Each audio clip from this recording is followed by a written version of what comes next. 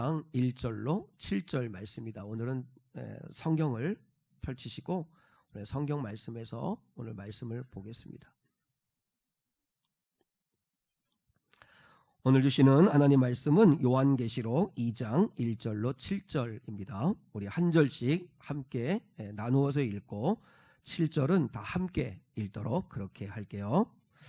에베소 교회의 사자에게 편지하라. 오른손에 있는 7뼈를 붙잡고 7 금쪽대 사이 그 7 금쪽대 사이를 거니시는 이가 이르시되 내가 네 행위와 수고와 내 인내를 알고 또 악한 자들을 용납하지 아니한 것과 자칭 사도라 하되 아닌 자들을 시험하여 그의 거짓된 것을 내가 드러낸 것과 또 내가 참고 내 이름을 위하여 견디고 게으르지 아니한 것을 아노라. 그러나 너를 책망할 것이 있나니 너의 처음 사랑을 버렸느니라. 그러므로 어디서 떨어졌는지를 생각하고 회개하여 처음 행위를 가지라. 만일 그리하지 아니하고 회개하지 아니하면 내가 내게 가서 내 촛대를 그 자리에서 옮기리라. 오직 내게 이것이 있으니 내가 니골라당의 행위를 미워하는도다. 나도 이것을 미워하노라. 함께요. 귀 있는 자는 성령이 교회들에게 하시는 말씀을 들을지어다. 이기는 그에게는 내가 하나님의 낙원에 있는 생명나무의 열매를 주어 먹게 하리라. 아멘.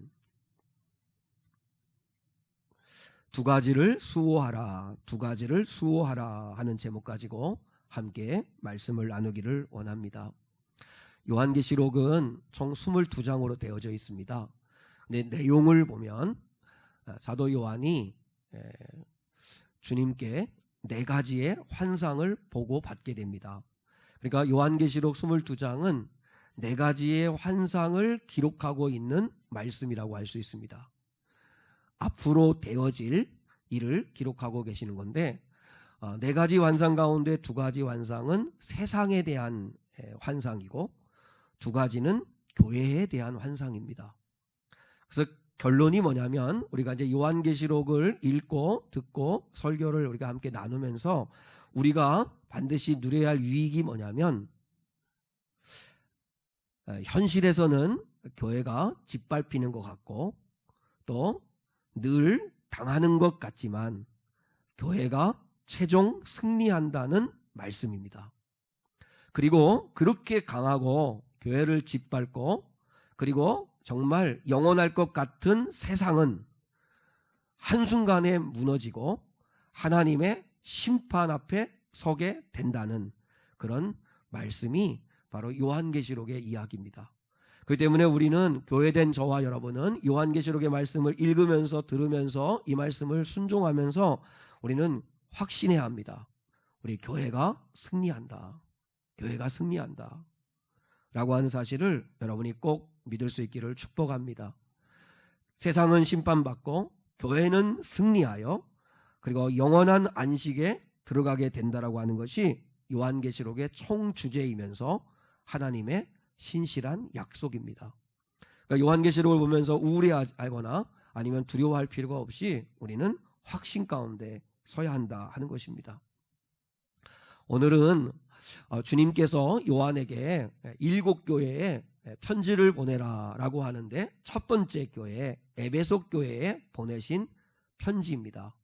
그러니까 에베소 교회에 하신 말씀인데 결론으로 이렇게 요약을 하자면 2가지를 수호하라 하는 이야기입니다. 2가지를 수호하라. 에베소 교회에 주님께서 주신 말씀은 2가지를 수호하라 하는 것입니다. 수호라고 하는 말을 사전에 찾아보니까요. 어떤 대상이나 가치를 침범이나 침해로부터 지키고 보호하는 것, 그게 수호라고 하는 것입니다. 다시 말하면 어떤 대상, 어떤 가치를 어떤 공격이나 침해로부터 지켜내고 보호해내는 것, 그게 수호입니다. 그렇게 본다면 교회된 우리 미래교회와 미래교회된 사랑하는 성도 여러분이 반드시 수호해내야 할 두 가지가 있다. 그것이 뭐냐면 진리와 사랑입니다. 진리와 사랑. 주님께서 에베소 교회를 통하여 오늘 우리에게 주시는 말씀이 뭐냐면 나는 너희가 진리를 수호하고 사랑을 수호하기를 원한다 라고 말씀을 하시는 거예요. 그러면 이 에베소 교회는 어떤 교회였죠? 에베소 교회는 진리를 지켜냈어요. 그런데 사랑을 버렸어요. 사랑을 잃어버렸어요. 그래서 칭찬도 받지만 책망도 받아요. 자, 오늘 본문 2절로 3절을 한번 볼게요. 2절로 3절 시작. 내가 네 행위와 수고와 내 인내를 알고 또 악한 자들을 용납하지 아니한 것과 자칭 사도라 하되 아닌 자들을 시험하여 그의 거짓된 것을 내가 드러낸 것과 또 내가 참고 내 이름을 위하여 견디고 게으르지 아니한 것을 아노라. 마지막의 말씀에 우리 주님이 안다 그랬어요. 안다. 주님이 안다 그랬습니다. 뭐를 안다 그랬어요? 너의 수고를 안다. 너의 행위를 안다. 너의 인내를 안다. 네가 예수 믿는 게 얼마나 어렵고 힘들었는데도 그래도 믿음 변치 아니하고 믿음 지키려고 그렇게 살아갔던 거 내가 안다. 내 수고와 또 네가 참고 내 이름을 위하여 견디고 게으르지 아니한 것을 내가 다 안다. 그리고 자칭 사도라고 하는 자들을 시험하여 그들을 알아보고 그들을 교회에서 드러낸 것과 거짓된 것은 발붙이지 못하도록 악과 싸워 이긴 거, 진리를 지키고 교회가 세속화되지 않도록 지키려고 몸부림을 친 거 내가 안다. 너희가 진리를 잘 지켰다. 진리를 잘 지켰다. 그런데 사랑을 잃어버렸다. 4절입니다. 자, 본문 4절 시작. 그러나 너를 책망할 것이 있나니 너의 처음 사랑을 버렸느니라. 그래서 버렸다라고 하는 헬라어의 말의 의미가 뭐냐면 내팽개쳤다, 소홀하게 여겼다, 가치 있게 여기지 않았다, 이런 뜻이에요. 그러니까 별로 대수롭지 않게 여겼다는 거예요. 에베소 교회는 주님을 위해 인내하고 그리고 고난도 견디고 그리고 거짓된 자들이 들어오고 이단이 들어오고 하면 어떻게든지 싸우고 분별하고 들춰내가지고 그래서 교회를 지켜냈어요. 세속화로부터 타협하지 않도록 그리고 또한 미혹되지 않도록 교회를 정말 힘을 내서 지켰어요. 그렇게 교회를 지키고 진리의 싸움을 하다 보니까 뭐를 잃어버렸어요? 사랑을 잃어버렸어요. 사랑을. 옳고 그름을 분별하고 이단이 속한 사람들을 막 찾아내고 잘못된 신앙을 가진 사람들을 또 지적하고 바르게 잡아주려고 하고 그렇게 하다 보니까 사랑을 잃어버렸어요. 사랑을. 교회가 반드시 지켜야 되는 것, 진리, 사랑, 사랑과 진리. 이 두 가지는 동전의 양면과 같습니다. 그리고 새의 두 날개와 같습니다.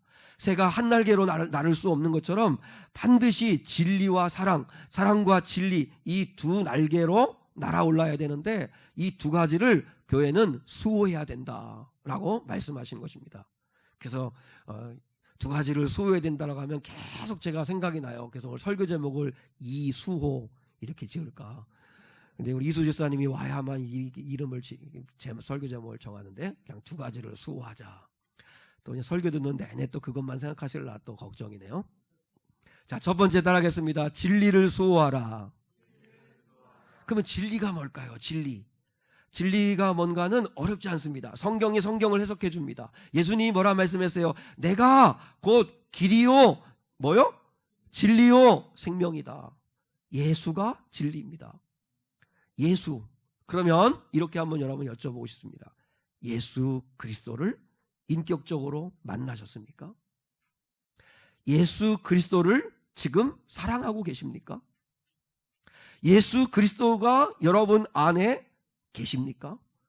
여러분 안에서 마음의 의자에서 주님이 앉아서 왕노릇하고 계십니까?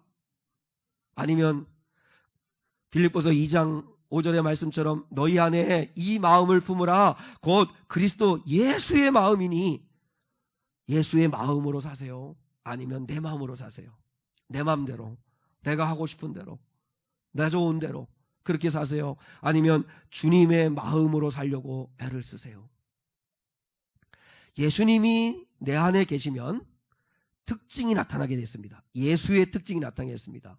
그래서 말하는 걸 보면 압니다.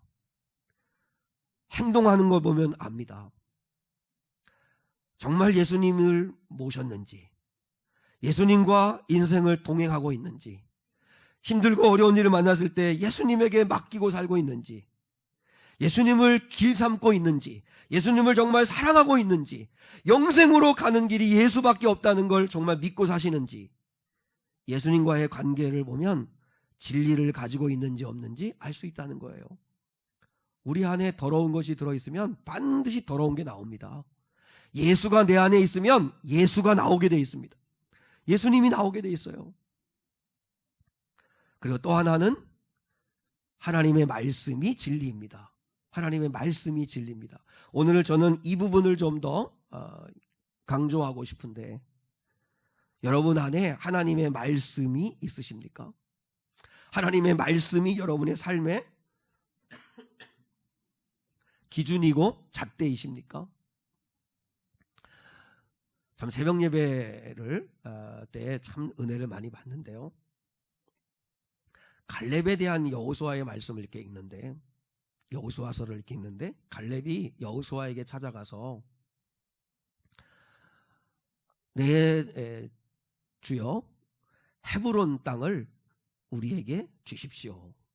헤브론 땅은 결코 정복하기 좋은 땅은 아닙니다. 왜냐하면 거기는 아낙 자손이라고 하는 거대한 족속이 살고 있고 너무 강력한 험지입니다. 그럼에도 불구하고 갈렙이 여호수아에게 나와가지고 이제 가나안 땅을 정복해야 되는데 누구도 올라가지 않으니까 유다 지파인 이 갈렙이 자기가 먼저 땅을 정복하기 위해서 저 헤브론 땅을 우리에게 주십시오. 우리가 올라가 차지하겠습니다. 이렇게 얘기하는데 그때 갈렙의 나이가 85세입니다. 85세. 아주 어른이시죠. 근데 이 갈렙이 그렇게 요구한 이유가 있어요. 요구한 이유가 뭐냐면 45년 전에, 그러니까 40살 때죠. 45년 전에 여호수아와 함께 모세로부터 각 지파별로 선택받아서 12명의 정탐꾼이 되어가지고 가나안 땅을 두루 정탐하고 돌아올 때가 있었죠. 그때 10명의 정탐꾼들은 막상 가보니까 아낙 자손은 너무 강합니다. 그 성은 요새와 같습니다. 우리는 정복 못합니다. 그 땅에 전쟁 치르면 우리는 패합니다. 그들이 우리를 볼 때는 메뚜기 같습니다. 이러면서 안 된다고, 못한다고. 그래서 온 백성들의 마음을 낙심하게 만들었습니다. 그때 갈렙이 40살 된 갈렙이 나서서 이야기합니다. 하나님이 주신 약속의 땅입니다. 하나님이 함께 하시고 하나님이 기뻐하시면 그 땅을 차지할 수 있습니다.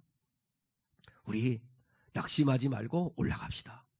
하나님을 의지하고 올라갑시다. 그래서 만들어진 노래가 주님 이 산지를 내게 주소서잖아요. 두렵지만 무섭지만 그럼에도 불구하고 주님의 말씀을 신뢰함으로 올라가자라고 하는 거죠.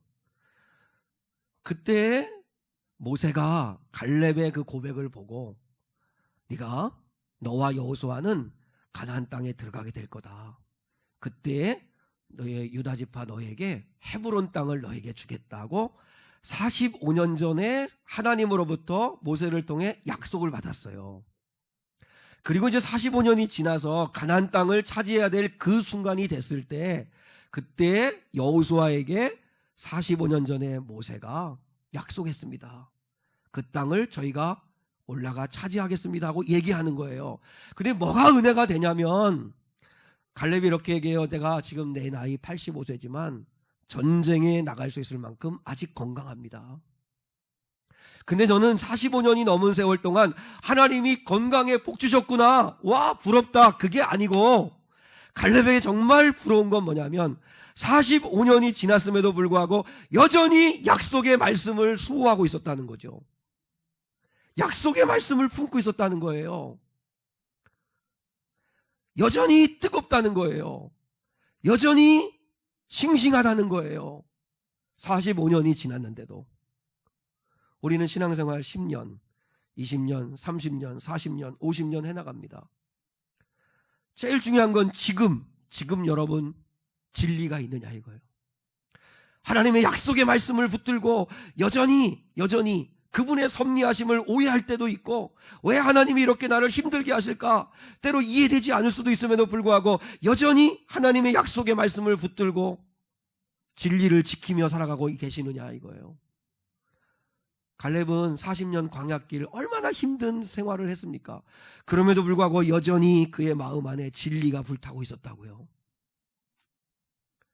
하나님의 말씀, 약속을 붙들고 있느냐 하는 것입니다.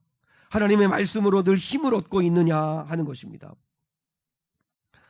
다니엘 기도회 때 카자흐스탄에 선교사로 나가신 그 주민호 선교사라고 하는 분의 간증을 우리가 들었습니다. 들으신 분도 있겠고 그렇지 않은 분도 계실 텐데, 네, 그분이 카자흐스탄을 가게 된 이유는 그 나라가 무슬림 국가이기 때문입니다. 카자흐스탄은 러시아 바로 밑에 중앙아시아에 속한 나라인데, 그런데 아브람도 알고 모세도 아는데 예수는 모르는 무슬림이니까, 그래서 거기 가서 예수를 전해야겠다 하고 갑니다. 갔는데 만나는 사람마다 카자흐인들은 예수 못 믿습니다. 예수 안 믿습니다. 예수 전하려고 하지 마십시오. 심지어 카자흐인 현지인을 만나가지고 내가 예수 만나서 대박 났습니다, 예수 만나서 내가 이렇게 기쁩니다 하면서 예수 이야기를 했더니 정색을 하면서, 그렇게 친절하고 부드러웠던 카자흐인이 정색을 하면서 당신이 예수 믿는 건 좋다, 근데 나에게 예수 믿으란 말은 하지 말시라고 정색을 하면서 얘기를 하더라는 거예요. 그리고 주변 사람들이 탁 얘기하는 거예요. 카자흐인들이 예수 믿으면 내가 손에 장을 지진다. 그래서 도대체 왜 카자흐인들은 예수를 못 믿는다고, 아니 믿을 수 없다고 얘기를 하는가? 도대체 왜 카자흐인들은 예수 믿을 수 없다고 얘기하는가? 그래서 공부하기 시작했다는 거죠. 역사를 공부해보고 또 알아보니까 그럴 만한 이유가 있더라는 거죠. 왜 그렇죠? 그 바로 위에 대국이었던 러시아가, 마치 우리나라가 일본이 총을 들고 칼을 들고 무력으로 침범해서 우리나라를 36년간 종살이 했던 것처럼, 러시아가 대군을 이끌고 카자흐스탄을 공격해 들어와서 땅 빼앗고, 그리고 또한 온갖 양과 짐승들 다 빼앗아가고, 그러면서 러시아의 군대가 주둔하고 있었던 거예요. 근데 러시아의 군대가 주둔하면서 동시에 러시아의 정교회도 함께 내려와서, 그러면서 이제 이 군인들을 예배 인도하고 하는 교회가 같이 내려와 있는 거죠. 근데 그 카자흐스탄에 기근이 들은 거예요. 그래서 카자흐스탄의 50%가 넘는 사람들이 굶어 죽게 되어지는 상황인데, 근데 교회 안에는 양식이 있는 거예요. 그러면 그 교회가 그 양식을 좀 풀어서 지금 굶주리고 있는 사람들을 좀 구원하는 사랑의 손길을 펼치면 좋을 텐데, 교회가 그걸 가지고 이용하는 거죠. 그래서 너무 힘든 카자흐스탄 사람이 와서 양식을 좀 구하면, 그러면 좋다, 양식을 줄 테니까 개종을 해라, 개종. 그러면 무슬림에서 이제 기독교로 개종을 해라, 그러면 양식을 주겠다. 그래서 그냥 돌아온 사람도 있고, 도저히 딸 자식들 굶길 수 없으니까 알겠습니다, 그러면 개종하겠습니다 하고 양식을 받아와 먹으면 무슨 일이 벌어지는 거예요? 너는 이 카자흐스탄을 무력으로 총으로 칼로 공격해 들어와서 우리 땅 빼앗고, 그리고 또한 그 풍성했던 유목 생활을 하던 자들이었는데 양들, 소들, 짐승 다 뺏어가고, 그리고 지금 무력으로 통치하고 있는 러시아인들이 믿는 예수를 믿으려고 하냐? 그러면서 마을에서 쫓아내고, 그리고 가족에서 쫓아내는 거죠. 호적을 파버리는 거죠. 그런 고난을 치르는 거예요. 교회가, 러시아 정교회라고 하는 교회가 덕을 끼쳤으면, 좀 선을 행했으면 그러면 좋았을 텐데, 러시아인들이 믿는 예수하면 카자흐스탄은 이가 갈리는 거예요. 자기 나라를 공격해 와서 유린하고 빼앗고, 그리고 그렇게 온갖 악을 행하는 러시아인들이 믿는 예수, 우리는 믿고 싶지 않다. 근데 그걸 믿었다고 하는 사람들이 나오니까 용서가 안 되는 거죠. 그러니까 마을에서 쫓아내고, 그리고 집안에서 호적을 파버리고 할 일이 벌어진 거예요. 이 주민호 선교사님이 공부하면 할수록, 알아보면 알아볼수록 무슨 마음이 드냐면, 나 같아도 예수 안 믿겠네. 어떻게 예수를 믿어, 카자흐스탄이. 내가 예수를 믿으라고 하는 말이 오히려 미안할 정도로 예수 못 믿겠구나. 예수 못 믿겠구나. 그런 마음이 든 거예요. 근데 중요한 건 뭐냐면, 자기는 예수를 전하려고 왔는데, 근데 어느 순간에 카자흐스탄의 역사를 보고 많은 사람들을 만나면서 여러 이야기를 듣다 보니까 자기 마음 안에 무슨 생각이냐면, 카자흐스탄 사람들은 예수 못 믿겠구나. 전도해도 안 되겠구나. 예수 믿으라고 하는 말 못하겠구나. 라고 하는 마음이 자기 안에 가득하게 되다는 걸 알게 된 거예요. 그러면서 깨달은 거죠. 내가 도대체 누구 소리를 듣고 있는 건가? 누구 소리를 듣고 있는 건가? 안 되겠다. 그래서 정신을 차리고 그때부터 결심을 합니다. 사실 여러분 그렇잖아요. 교인들이 잘못 산 거지 예수님이 잘못된 건 아니잖아요. 목사들이 말씀대로 살지 않은 게 문제지 하나님의 말씀이 문제가 있는 건 아니에요. 그죠? 그러니까 우리가 회개해야 될 일인데, 그래서 이 선교사님이 로마서 10장 17절 말씀을 붙들고, 그러므로 믿음은 들음에서 나며 들음은 그리스도의 말씀으로 말미암았느니라. 할렐루야. 근데 내가 그리스도의 말씀을 들어야 믿음이 생기는 건데, 그리스도의 말씀은 안 듣고 진리의 말씀은 안 듣고 세상 사람들이 하는 이야기, 사람들 이야기만 들으니까 아이고 안 되겠네, 아이고 어렵겠네, 아이고 예수 못 전하겠네, 사탄의 소리에만 사로잡혀 있었다는 걸 알게 된 거죠. 그래서 그때부터 사람들과 어울리는 걸 딱 중단했답니다. 그리고 이제 믿는 아내와 자녀들과, 그리고 저 믿음이 있는 선교사들과 함께 가정 예배를 드리기 시작한 거예요. 매일 가정 예배 드리면서 기도하고 말씀 읽고 찬송하고 또 기도하고, 그러면서 하나님의 말씀을 자꾸 채운 거예요. 세상 사람들과 어울리지 않고, 부정적인 말하는 사람들과 어울리지 않고, 믿음의 말을 하는 사람들과 함께 어울리면서, 그러면서 기도하면서 말씀을 내 안에 채운 거예요. 그러니까 어느 순간에 믿음이 다시 살아나기를 시작하더라는 거예요. 주님이 하시면 할 수 있지, 주님이 역사하시면 되지 하는 믿음이 생기기를 시작한 거예요. 그래서 선교하여 많은 카자흐스탄 사람들을 주께로 인도했다는 거죠. 산성자 여러분, 한번 생각해 보세요. 우리는 지금 무슨 소리를 들으며 사세요? 무슨 말을 하면서 사세요? 여러분이 하고 있는 말이 여러분 안에 들어있는 말이 나오는 건데, 여러분은 무슨 말을 하면서 사세요? 여러분 안에 진리가 채워져 있으세요? 세상의 소리로 가득 차가지고 하는 말마다 세상의 말이나 하고, 안 된다고, 못한다고, 틀렸다고, 어렵다고, 이제 끝이라고 하는 이야기들만 하고 있지는 않으시냐 이거예요. 우리는 진리를 지켜내야 되는데 진리가 다 떠난 건 아니에요. 예수가 우리 안에 계시고 하나님의 살아계신 말씀이 우리 안에 차고 넘치면 어떻게 안 된다, 못한다, 망했다, 끝났다, 루저다, 전도해도 안 된다, 교회 부흥 끝이다, 어렵다, 이렇게 말할 수 있을까요? 아니, 그렇게 현실이 느껴지면 주님이 내 안에 계시고 진리의 말씀이 계신 사람들은 어떻게 할까요? 하나님 앞에 무릎 꿇고 통곡을 하겠죠. 통곡을 하겠죠. 유튜브 보면서 예능 보고 게임하고 그리고 드라마 보고 세상의 소리만 계속 듣고 채우시면 결국 내가 어떤 사람이 되는지 아세요? 불신의 사람이 되는 거예요. 기분 나쁜 말 한마디에 확 사로잡혀가지고 하루 종일 우울하게 지내는 사람들이 있어요. 아니, 더 나아가 일생을 우울하게 만드는 사람들이 있어요. 그건 여러분 주님의 뜻이 아니에요. 살다 보면 상처도 받을 수 있고요, 우울한 일도 당할 수 있고요. 그리고 그때 사람의 소리, 진리의 소리가 아닌 사람의 소리를 듣고 그 사람의 소리를 내 마음에 담아두지 마세요. 우리는 뭘 지켜내야 돼요? 진리를 지켜내야 돼요. 진리를 지켜내야 돼요. 교회가 뭐 하는 거예요? 진리를 지키는 곳 아니에요? 작년에 인천에서 퀴어 축제가 있었습니다.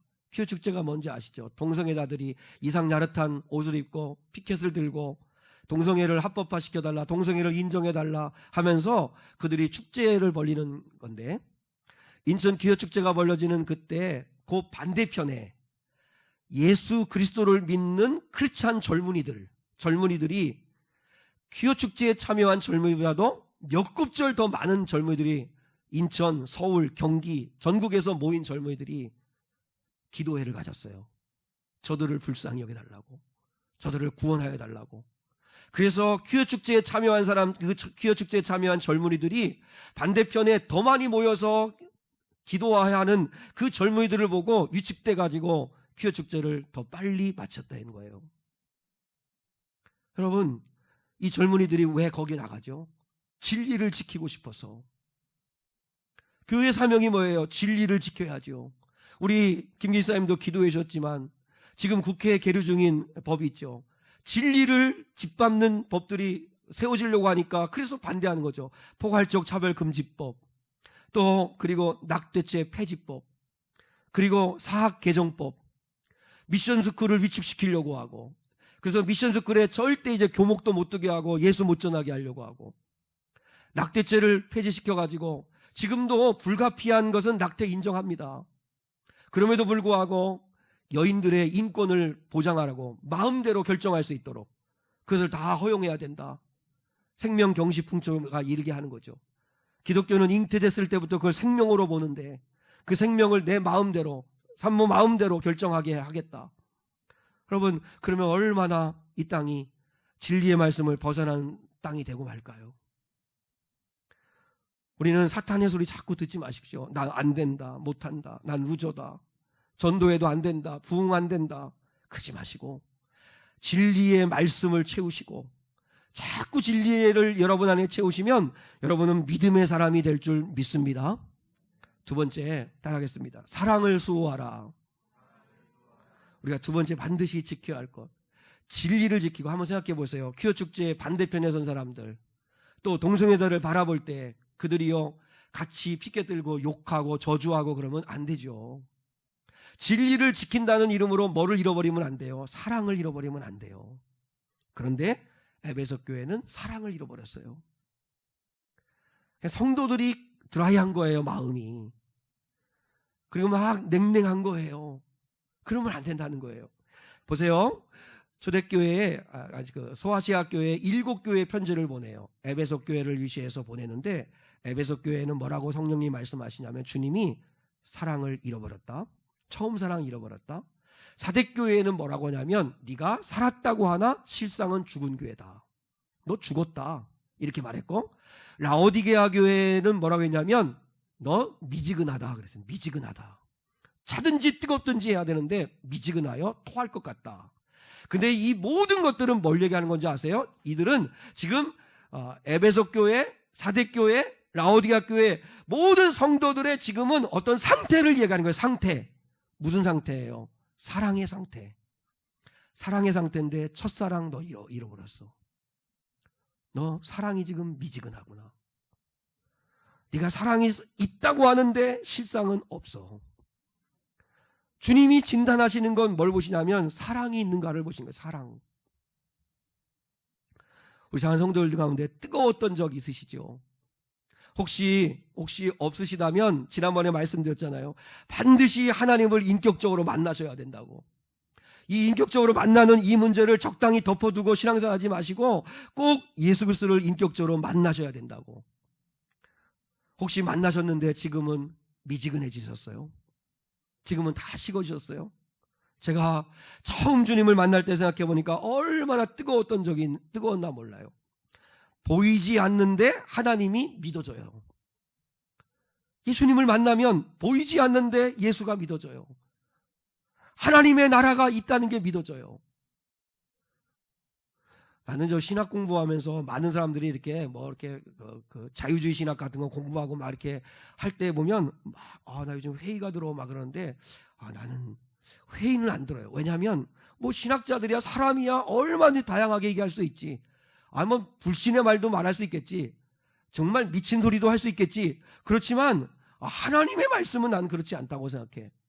그래서 신앙은 아주 정말 보수적이었지만 신학은 그럴 수 있지 뭐. 그럴 수 있지 뭐.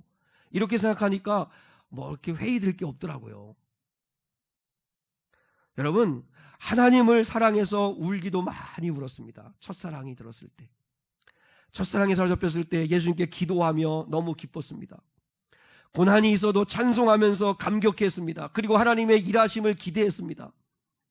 첫사랑에 사로잡혔을 때는 하나님께 기쁨이 되고 싶어서 순교도 하고 싶었고, 정말 순종하고 싶었고, 그리고 용서하고 싶어서 그렇게 했습니다. 예배가 너무 기다려졌습니다. 근데 지금은 어떠십니까? 우리 사랑성도는 지금은 어떠십니까? 식어져 있지는 않으세요? 지금도 살아있어야 되는데, 갈렙처럼 45년이 지났지만 85세이지만 여전히 뜨거워야 되는데 우리는 식어져 있지는 않습니까? 문제는 사랑하고 싶은데 사랑할 힘이 없는 거예요. 힘이 없어요. 아수르 대군이 18만 5천 명의 대군이, 여러분 지금도 18만 5천이면 어마어마하게 많은 숫자 아닙니까? 18만 5천의 대군이 남왕국 유다나라 조그만 나라를 집어삼키려고 대군을 이끌고 공격해 왔습니다. 그때 왕이 히스기야 왕입니다. 히스기야 왕이 그 현실 앞에서 그 아수르의 왕 사네립이 항복해라, 좋은 말 할 때 항복해라 하고 항복 촉구 문서를 보냈어요. 그 편지를 하나님 앞에 펼쳐놓고 이렇게 이야기했습니다. 어미가 아이를 낳으려 하나 힘이 없도다. 힘이 없다. 저는 그 말씀에 큰 은혜를 받았습니다. 히스기야가 하나님 앞에 나가서 힘이 없습니다. 지금은 전쟁할 힘이 없고 이길 힘이 없다는 거죠. 이길 힘이 없다는 거예요. 그런데 물론 우리가 육체적으로 힘이 있어야 되는데, 중요한 건 이 말씀을 또 묵상하다가 영적인 힘이 없는 성도들이 너무 많다. 사랑할 수 있는 힘이 있어야 되는데 사랑할 수 없어. 사랑을 못해요. 말씀에 순종할 수 있는 힘이 있어야 되는데 말씀은 듣는데 순종을 못해요. 찬양할 수 있는 힘이 있어야 되고, 기도할 수 있는 힘이 있어야 되고, 용서할 수 있는 힘이 있어야 되는데 힘이 없어요. 여러분, 그 힘은 어디로부터 오는 거죠? 오늘 히스기야가 대소신료들 강요 불러놓고 대책회의 안 했습니다. 좋은 묘수를 내봐라. 어떻게 하면 좋으냐? 우리나라 망하게 됐다. 어떻게 하면 되냐? 사람에게 답이 없다는 거 히스기야 알았습니다. 항복하라고 보낸 편지 하나님 앞에 딱 펼쳐놓고 하나님 아버지 앞에 갑니다. 영적인 힘은 어디서 얻을 수 있는지 아십니까? 하나님께로 가야 합니다. 가는데 이사야 선지자에게, 하나님의 종에게 이 민족이 지금 해산할 힘이 없습니다. 그러면서 우리를 위해 기도해 주십시오 하고 주의 종에게 기도 부탁하고 자신도 올라가서 하나님만 바라보고 편지 펼쳐놓고, 저들이 우리를 집어삼키려고 하는데 싸울 힘이 없나이다. 이 민족을 불쌍히 여겨달라고 기도합니다. 그때 하나님이 힘을 주세요. 어떻게 하신 줄 아십니까? 여호와의 천사가 나타납니다. 여호와의 천사가 성경에 보면 단수예요. 천사 하나, 한 천사가 나타나서 하룻밤에 18만 5천의 아수르 군인을 다 진멸시켜버립니다. 하루아침에 몰살시킵니다. 저는 하나님을 믿습니다. 하나님이 일하시면 하루아침에라도 18만 5천의 대군을 몰살시킬 수 있는, 하나님이 움직이시면 한순간에라도 기적이 나타날 수 있다는 사실을 저는 믿습니다. 그래서 우리가 해야 할 일은 뭐냐면 하나님께로 나가야 합니다. 그리고 그분께 힘을 달라고 기도하셔야 합니다. 힘은, 지혜는 그분께로 옵니다. 우리는 하나님의 뜻을 다 이해할 수 없을 때 하나님을 오해합니다. 도무지 이해할 수 없고 받아들일 수 없는 상황을 바라보면서 하나님의 능력을 마음속으로 의심합니다. 인간의 논리로, 연약한 인간의 논리로 하나님의 섭리를 해석하려고 합니다. 여러분, 그렇게 하지 마세요. C.S. 루이스가 이야기했습니다. 하나님은 우리가 원하는 것을 주시는 분이 아니라 우리에게 필요한 것을 주시는 분이다. 고난이 필요하니까 고난 주시는 거예요. 우리는 매일 원하는 것만 주셔야 된다고 생각하는데 하나님은 우리가 원하는 걸 주시는 분이 아니라 필요한 것을 주시는 분이래요. 필요한 거, 고난 필요하니까 주셨겠지. 여러분 물질 주고 여러분의 인생 문제 척척척 풀려가지고 잘 되면 도망갈 사람들 많습니다. 그러면 안 주시는 게 복이에요. 산 여러분, 하나님 아버지 앞에 마음 상한 분이 있죠. 하나님 앞에 삐진 사람들이 있고 하나님 앞에 상처받은 사람들이 있고 하나님의 섭리를 우리가 오해해서 그렇습니다. 우리의 짤막한 논리로 우리의 이성으로 하나님의 일하심을 어떻게 다 우리가 이해할 수 있겠어요. 또 C.S. 루이스가 사람들을 정말 사랑하는 방법이 뭔가를 이야기했어요. 여러분, 사람들을 사랑하는 방법이 뭐냐면 사랑하는 사람들보다 하나님을 더 사랑할 때 사랑하는 사람들을 더 사랑할 수 있다, 이렇게 얘기했습니다. 저는 정말 맞는 이야기라고 생각합니다. 무슨 말인지 이해되십니까?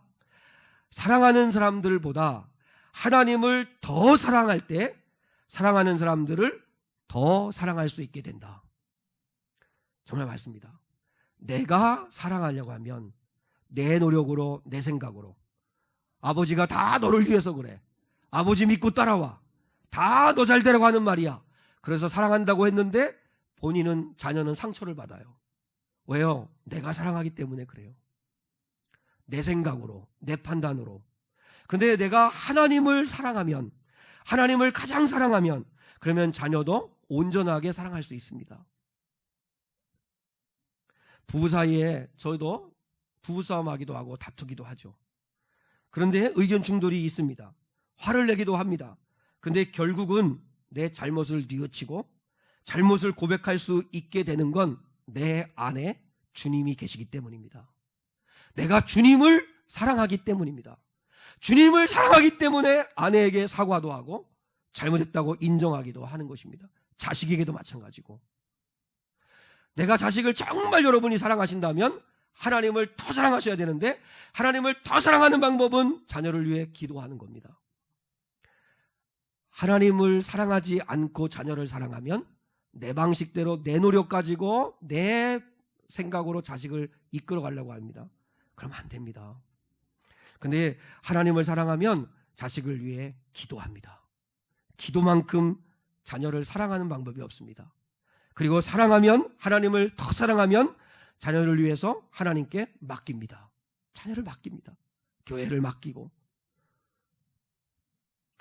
사랑할 힘이 없으세요?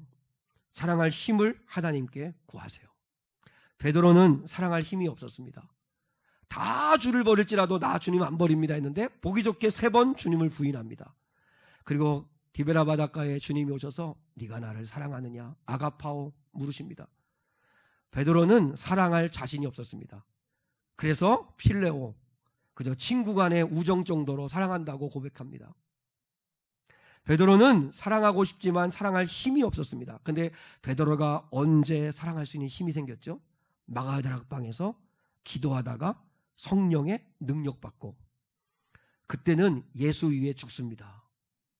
거꾸로 십자가에 달려 죽습니다. 그리고 그동안은 자기 고집대로 띠뛰고 원하는 대로 다녔는데 그때부터는 남이 원하는 대로, 남을 위하여 스스로 남이 띠뛰고 가라는 대로, 가자는 대로 사랑하며 삽니다. 베드로는 성령 받고 능력 받고 그리고 사랑하는 사람이 됩니다. 주님 사랑하고 사람들을 사랑하게 됩니다. 주님의 처방이 뭔지 아십니까? 5절. 자, 결론입니다. 5절 읽습니다. 시작. 그러므로 어디서 떨어졌는지를 생각하고 회개하여 처음 행위를 가지라. 만일 그리하지 아니하고 회개하지 아니하면 내가 내게 가서 내 촛대를 그 자리에서 옮기리라. 어디서 떨어졌는지를 생각하십시오. 언제부터 예배를 멀리했는지를 생각해 보십시오. 무슨 시험이 들었는가를 생각해 보십시오. 뭐가 문제였는가를 생각해 보십시오. 거기서 생각하시고 반드시 회개하라. 돌이키십시오. 그리고 처음 행위를 가지라. 다시 거룩한 습관을 들이십시오. 기도하는 습관, 예배하는 습관, 하나님의 말씀 진리를 채우는 습관, 그 거룩한 처음 행위를 가지라 그랬습니다. 그런데 그렇게 처음 사랑을 회복하지 않으면 어떻게 하겠다고 하나님 말씀하세요? 네 촛대를 옮기리라. 무서운 말씀입니다. 은혜를 거두시겠다는 겁니다. 하나님이 은혜를 거두시면 끝나는 거 아닙니까? 우리가 뭘 모르고 하나님 앞에 까불지만 그러나 하나님이 촛대를 옮기시면 그러면 우리는 끝나는 거 아닙니까? 그런데 하나님은 여전히 지금도 은혜로 기다리시고 기다리시는 주님이십니다. 처음 행위를 가지라. 네가 회개하지 아니하면 내가 가서 촛대를 그 자리에서 옮기리라. 그렇게 되지 않도록 진리를 수호하시고 사랑을 수호하는 저와 여러분 될 수 있기를 주님의 이름으로 축복합니다. 기도하겠습니다.